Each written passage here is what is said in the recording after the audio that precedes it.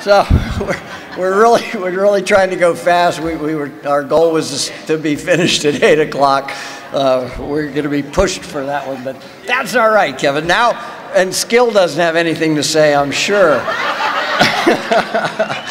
Our next inductee is Skill Johnson. Ocean City, Maryland. We're covering the whole coast tonight, ladies and gentlemen. I asked Skill, how'd you get the name Skill? What were you skilled at? And he was at basketball. He had kids that were giving him a hard time, and he said, watch this, he's shooting and swishing backwards over his head. He became Skill Johnson. And the next thing he wanted to win the Class Clown Award at his high school. And they would only give him the wittiest person. They just didn't have a Class Clown Award. Now, when you hear him talk, you'll understand. Skill got started with surfing back in the 1963 after his brothers had gone to Malibu and surfed. They came back and said, well, you know, we want to get a surfboard. So they looked in a magazine, they found an ad that Bill Wise was selling surfboards. They got himself a 10-4 Hobie that they split between the three brothers. And that's where it all started for Skill. And the rest goes on and on as he became a member. In the summer of '66, he got on the Weber team, got himself a 10-foot Weber performer. He sold me my first major purchase in the surfboard in Singer Island Surf Shop in 1988. I bought a Rick Lightweight flat bottom nose rider, and Skill Johnson sold it to me. Amazing that here I am introducing him to this event. He's a standout ESA competitor and influential surfer in the Mid-Atlantic region from the 60s and 70s. 73, he was the ESA Masters champion. And then he moved to Hawaii in 1974. And he became a part of the whole contest scene in Hawaii.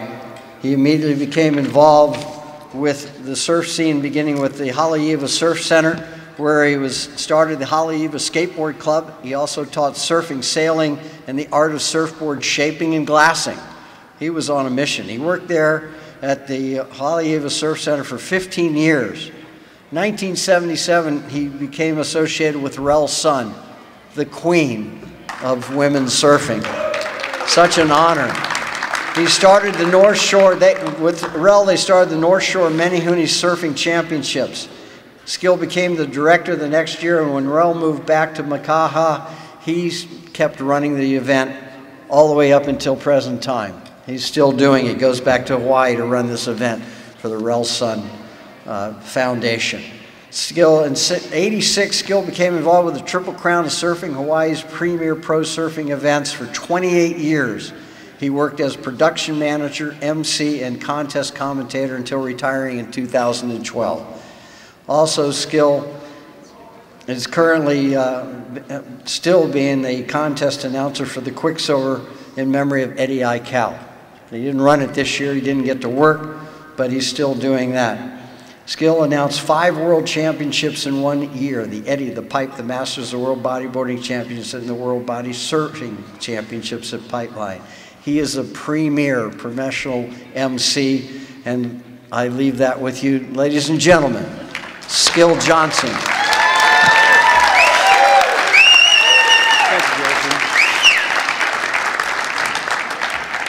Well, I always say aloha. And I'm so humbled up here. A lot of the gentlemen and the ladies that have been inducted already tonight have said a lot of the things that I agree with, and I probably will repeat a few of them. But I thank all the directors and members of our East Coast Surfing Hall of Fame that have inducted all of us in there and all the voters. I would like to, I got a 12-page list here. Just to be up here tonight is very memorable for me. I want to dedicate this induction to my #1 mentor, who actually we got started surfing with, was my friend Bill Wise.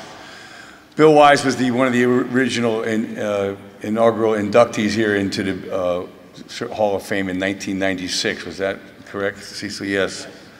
Surfing for me got started when my brother got a scholarship. My brother Al Johnson and my sister Pat. Our older brother Carl Johnson was our #1 guy that got us into the surfing. My brother got a football scholarship in Texas in 1963. My brother went to pick him up. I was in college, at high school. They went out to California, and they went for the first place they went sightseeing was Malibu. And my brother was already into the Beach Boys, and he already found a surfer magazine. And when they got back to Ocean City, Maryland, they looked into the thing and they went, man, look, there's somebody selling surfboards up in Delaware. And that was Bill Wise and George Pittman from the Eastern Surfer, 1963. We cruised up there in September of '63, got aboard and ordered it. It came on April 18th, 1964. My brother Al was surfing. I was working. Oh yeah, I'm not very good at that word.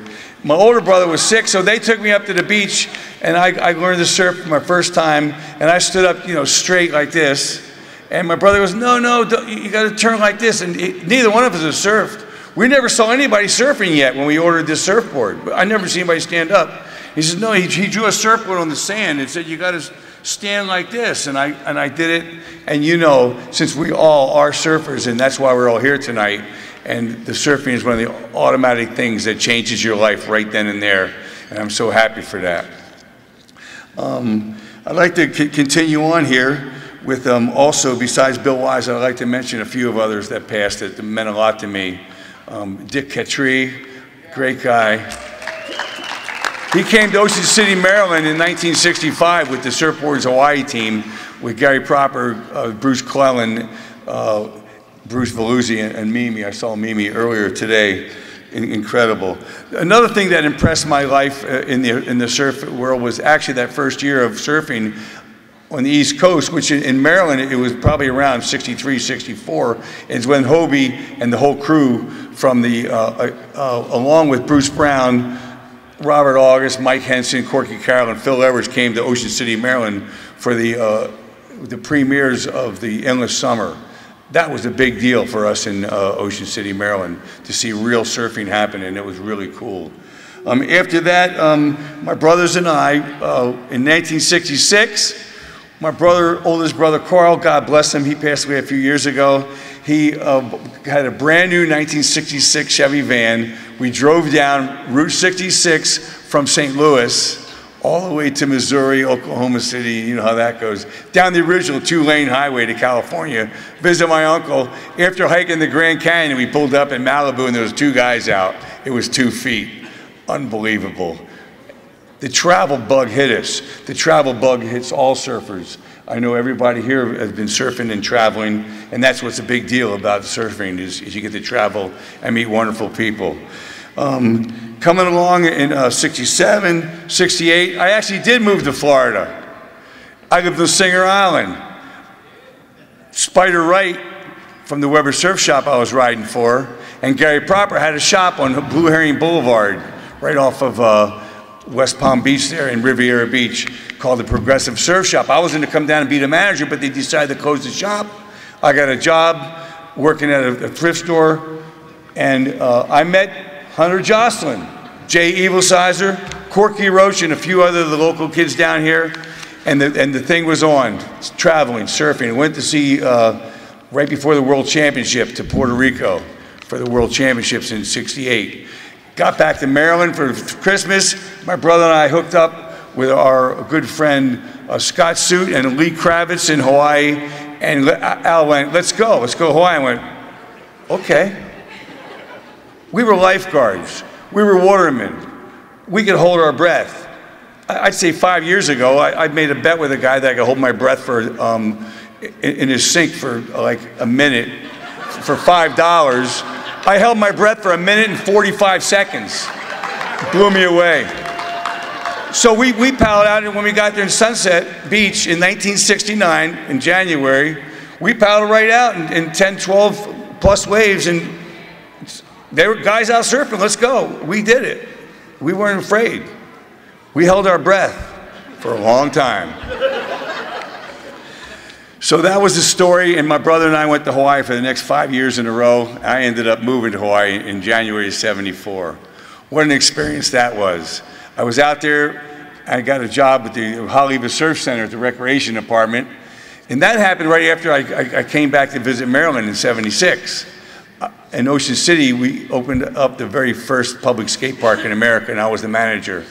That led to getting back to the Haleiwa on the North Shore, and I got a job at the Recreation Department.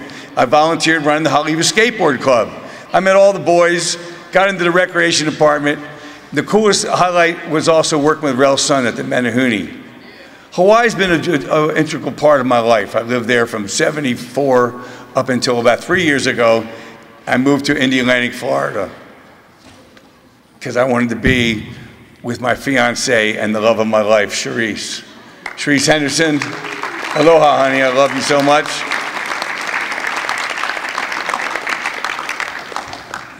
I worked at the Triple Crown of surfing for 28 years. Let me tell you a little story. I knew when Sonny Garcia was coming up the back stairs to see the judges. That's a good one. I emceed the Pipeline Masters, and I was the head MC for every year they've ever had the Eddie Aikau with the boys up in the tower. Let's get ready to rumble. When you see those 25-foot waves marching at Waimea Bay, it's unbelievable. I also am so proud to have been blessed to be a part of the surfing culture that we so love, that made us what we are, and our future that is just beyond belief, that this sport supported us into an unbelievable adventure of a lifetime. Thank God for we learned to surf and be surfers. Surfing taught me something special. Dropping into a wave. Only a surfer knows that feeling. Maybe some skydivers, maybe these guys that ride little mountain bikes down these little teeny trails on mountaintops, but nothing is better than being a surfer. Surfing taught me about making split-second decisions. Dropping into a wave, what's gonna happen? It taught me to go for it. It taught me to have confidence.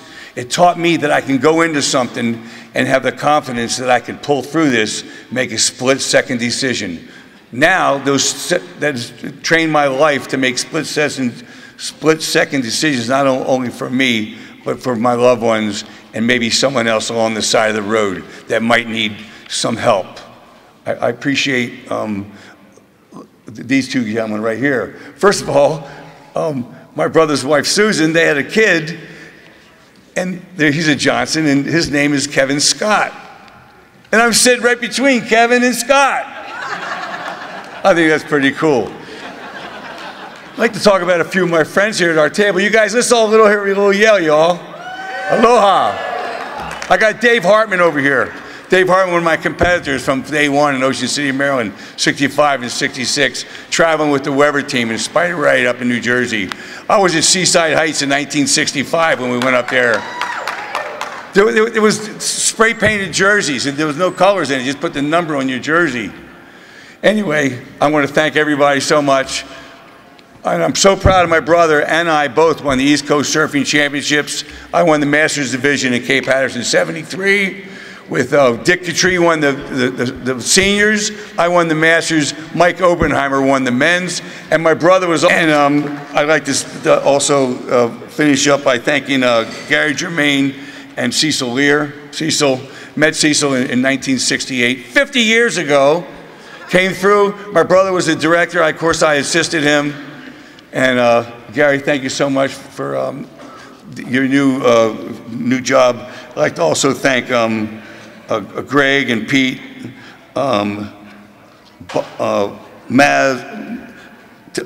Meserol and Tom and Bob and Rick.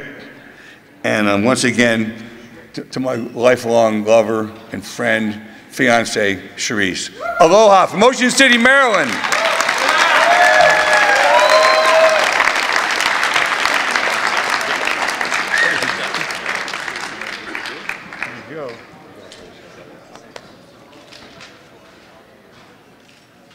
Go ahead and take your picture, lady. That's from Jonathan Winters, 1961. Aloha.